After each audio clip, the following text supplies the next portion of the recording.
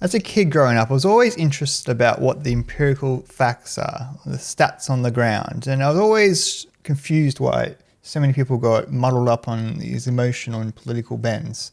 Try to keep myself as apolitical as possible. So when I stumbled across this book called Enlightenment Now by Steven Pinker, it really helped confirm some of my suspicions about what is happening in the world and people's disconnection between what has actually been occurring over the past few centuries and what they perceive to have occurred. People these days often have strong opinions on what they think is morally and ethically salient at the time. And we also get politicians who play on these emotions and perceptions to help drive home their own political agendas. Now, I don't have the hubris or intellect to think that I have the solutions to all the world's current day problems. But what I can do is put forward a factual case on how the history has improved over time through implementing certain ideas and schemes. I want to take a step back away from the political and emotional lens that a lot of people see the world through today and look at it purely through the factual and objectivity. Because once we have an idea of what's actually factually and objectively working in the world, we'll have a better idea of where our resources should be allocated. Because if we don't understand how we've improved the human condition over the past few centuries, some of those improvements could easily be undone. So I want to show you where we've come from and how far we've come over the past few centuries and how that often mismatches onto what the news and popular media has been telling us. If I told you that the world has proved under almost every single rubric, you could easily just dismiss me as a naive optimist or a Pollyanna. But I'm here to explain my case through sound reasoned argument and statistical evidence to prove that you're almost entirely wrong. By understanding the world, we can improve the human condition.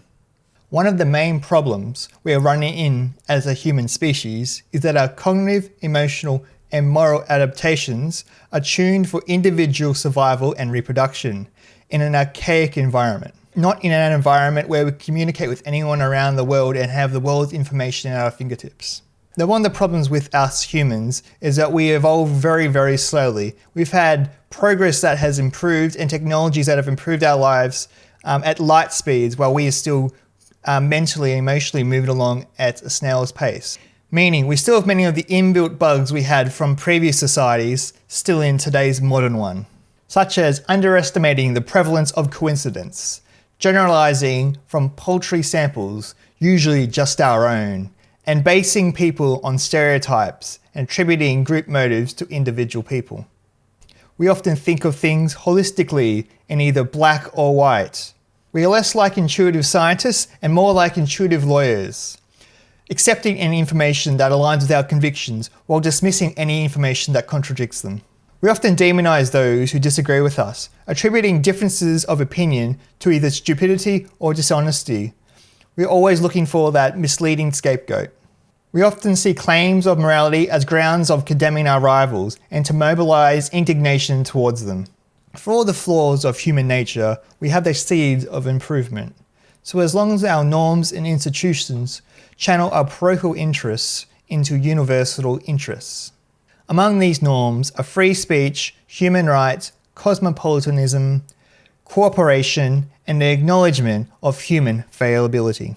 And amongst the institutions are science, education, media, our democratically elected government, international organizations, and free markets. Non-coincidentally, these are the brainchildren of the Enlightenment. Here's a clip from the man himself, Steven Pinker, to help elucidate the points I was making in this video. In fact, rates of bullying have come down.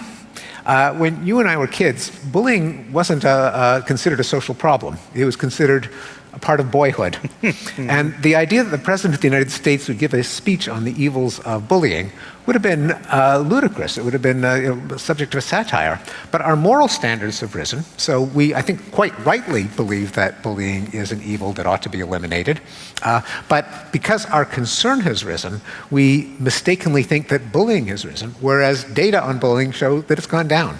Likewise for police shootings. I mean, we should absolutely reduce police shootings in the United States, but police shootings in the 60s and 70s were much worse. But no one makes the comparison. It's one of the pathologies of conventional journalism, that because it focuses on events rather than trends, because it is generally